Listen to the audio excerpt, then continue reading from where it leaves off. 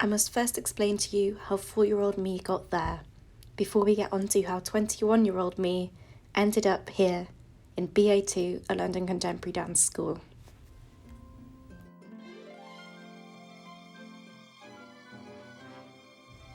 It all starts with this little mouse. Inspired by the one and only Angelina the ballerina, I believed that I too could become a prima ballerina.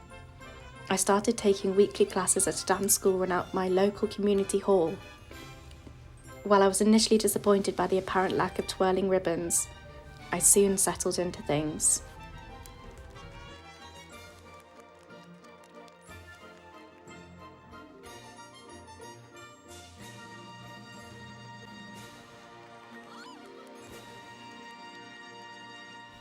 As the years passed, I worked through the IDTA ballet grades, from collecting my very first rosette in the leotard that I'll eventually grow into, to being nominated for the IDTA Global Theatre Awards for my performance in their Advanced 1 ballet exam.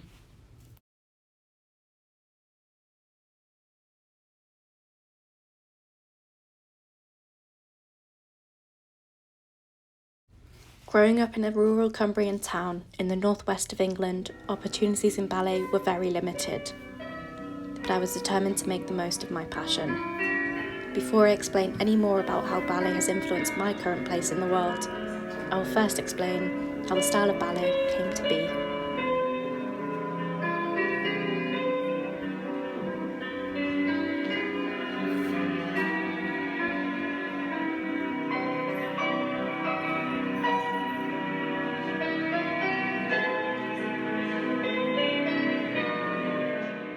Ballet first began in the Italian Renaissance courts of the 1400s.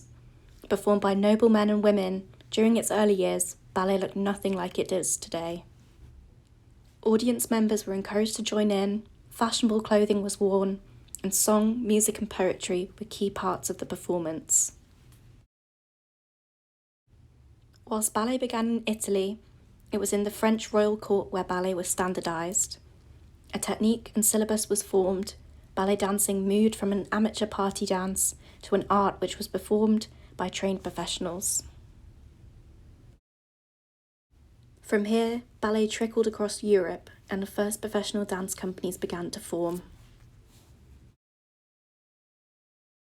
In the 1800s, ballet grew more similar to the style we see today, with Denmark and Russia leading the way with the introduction of pointe shoes and tutus.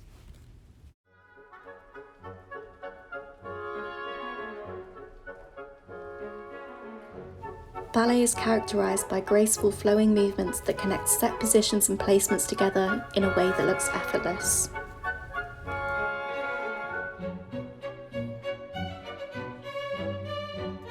In its most basic form, there are 5 set positions of the feet and 5 of the arms.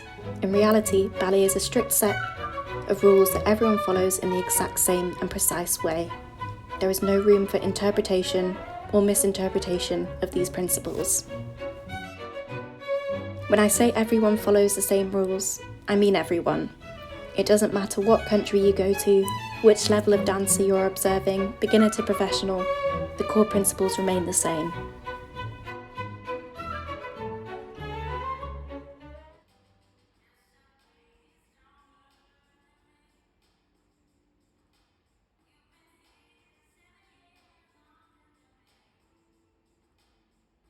For me, ballet went from a hobby to a crutch of sorts.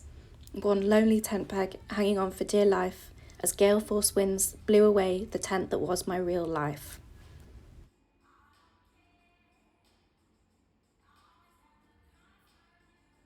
Myself, along with up to 54% female identifying contemporary and ballet dancers surveyed by T.F. Fostervold, Matheson & Co., suffer with symptoms of anxiety and depression.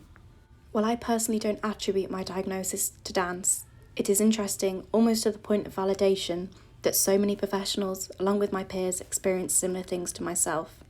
Interesting, not in a good way, I must clarify, but my investigation is not into the root of this epidemic. Back to my point. As a sufferer of anxiety, I personally find comfort in routine, in repetition, in predictability, right or wrong, black or white, yes or no. It's uncertainty that really throws me off.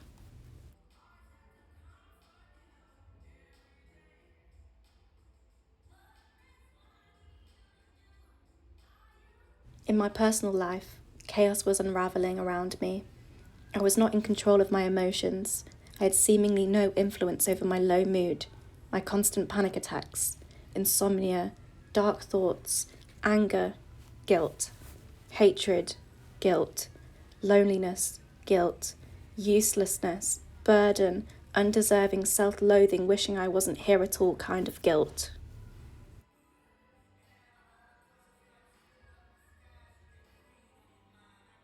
I am a very logical person. I find comfort in the right and wrong. Before I came to dance school, I studied maths, chemistry, and biology. At school, I really excelled in the sciences. There was no room for imagination. There is a right and a wrong, a set of specific, unwavering, uncompromisable rules backed by years of experimentation, literature, and definitive proof.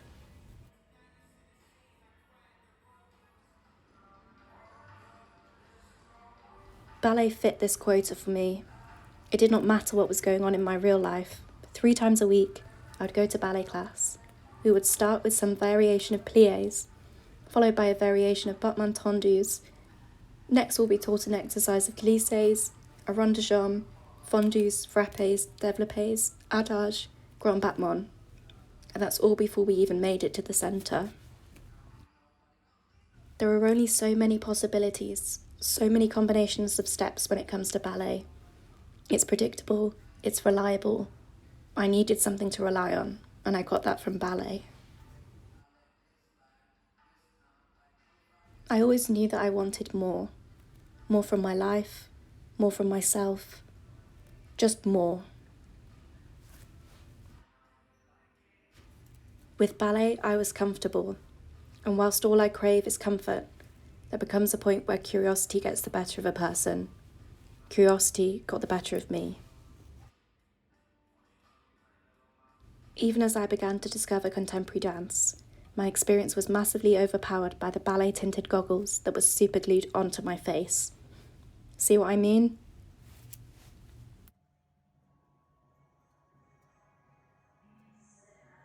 Habitual behaviour is described by Crest.gr as a form of automatic and routine behaviour. It's behaviour that people repeat because it's easy, comfortable, or rewarding. It's efficient for both the brain and the body to do something by habit, as it removes the constant weighing up of pros and cons. Ballet was, and probably is, an example of habitual behaviour in my life. Habits are often associated with bad things. Bad habits like smoking, drinking excessively, and not sleeping enough. There's plenty of advice out there for how to break bad habits, but I don't think struggling to think outside my ballet brain was necessarily a bad habit. It was just something that I'd grown used to. It was a way of keeping a sense of familiarity in a style that was way out of my comfort zone.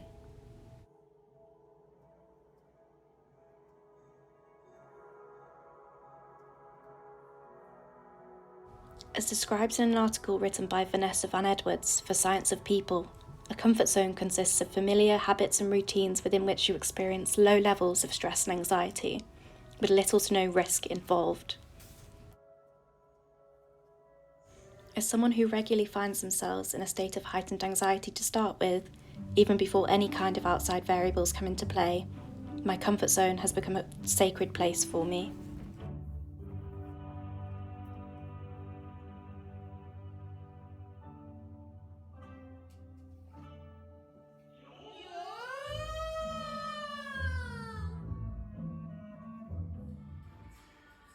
If the idea of just getting out of bed in the morning induces the same kind of fight or flight response as being chased through the woods by an angry bear, any kind of relief is welcome.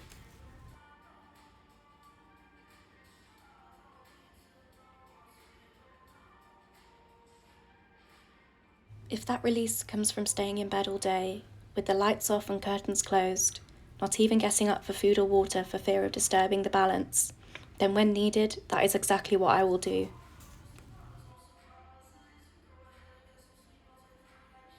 This idea of balance brings me onto the focus of my inquiry, finding equilibrium.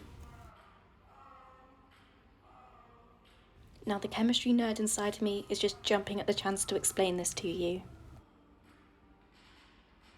In terms of chemical reactions, Dynamic equilibrium is when the rate of a reversible reaction is equal in both the forward and backwards direction, resulting in the concentration of both the products and the reactants remaining constant. Despite the reaction ongoing, there becomes a point of balance where there is no overall change.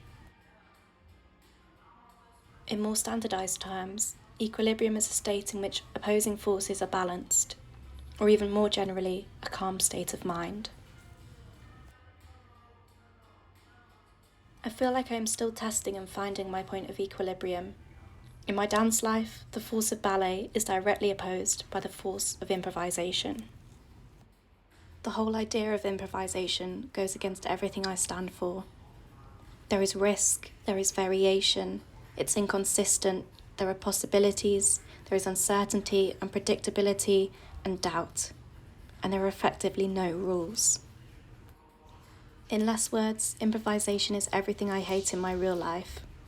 Anything in the moment that I've not prepared for starts the spiral of which I can barely grip and stop spinning.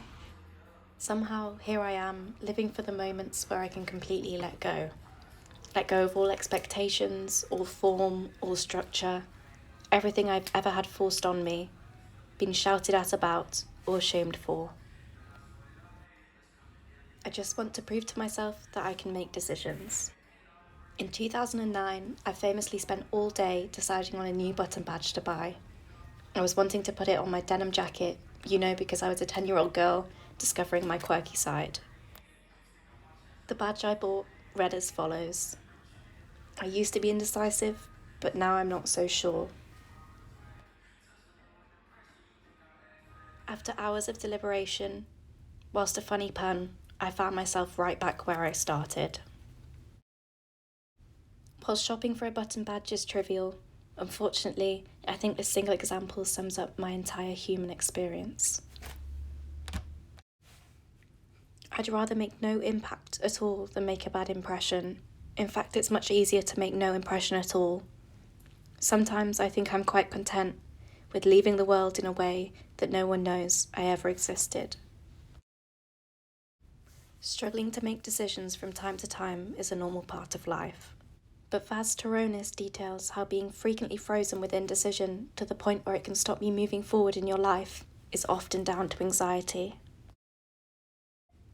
Making decisions can induce anxiety, and if you already suffer with anxiety, this can hamper your ability to make good decisions at all. You can see how this can cause people to spiral out quickly. It doesn't just have to be big, life-altering decisions.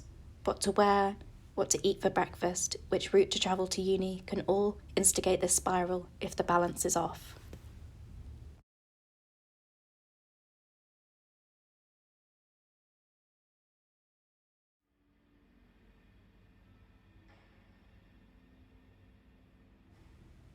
For the first 30 minutes or so of Aaron's contemporary classes this year, we will be taken through a guided improvisation. Of course, we focused on grounding and our relationship to the floor to prepare us for later on in the class, but we explored this by thinking of the 3 states of matter. Now, it won't come as a surprise to you that the logical and scientific part of my brain lit up upon hearing this.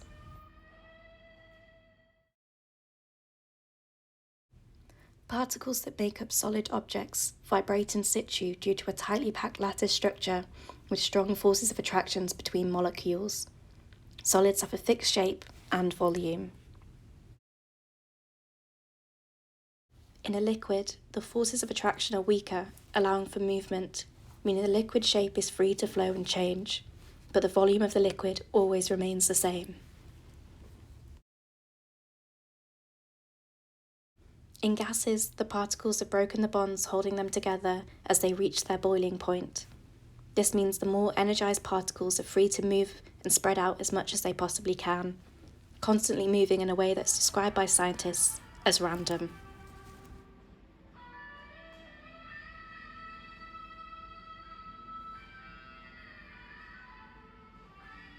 We explored this theory in class, focusing more on the physical properties of the 3 states of matter, although I couldn't help but bring my background knowledge into the exploration.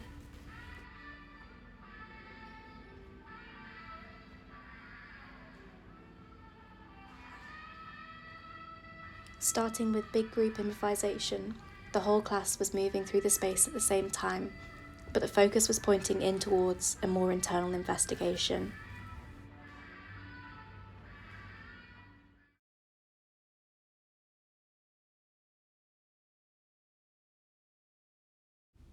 We eventually progressed to improvising in small groups of about 4 or 5 people, with one person demonstrating their findings at a time before swapping out with someone else.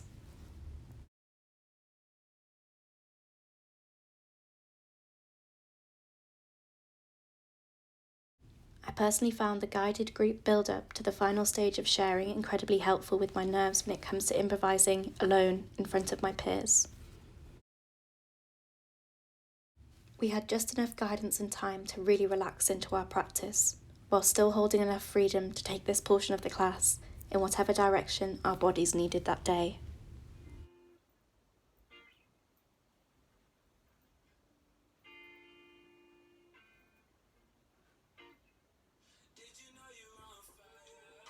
And while still out of my comfort zone, the balance between order and chaos, comfort and anxiety was much more even.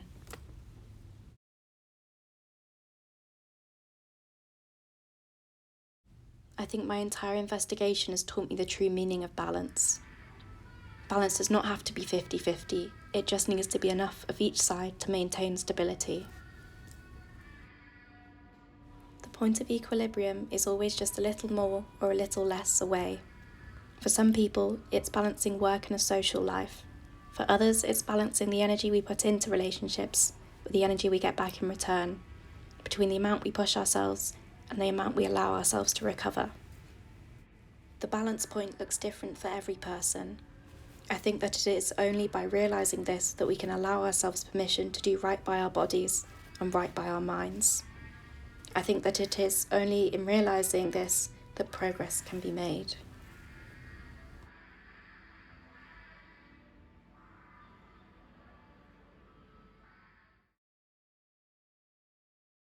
I have seen my death, and I know it is my neighbour, my brother, my keeper. In my life, I am going to keep trying for the balance, remembering the risks and the value of extremes, and that experience teaches the lengths of allowable lean. That it is easier and wiser to balance a stone as if on one toe, though it weighed 100 pounds, than to push it back against the curve of its own world.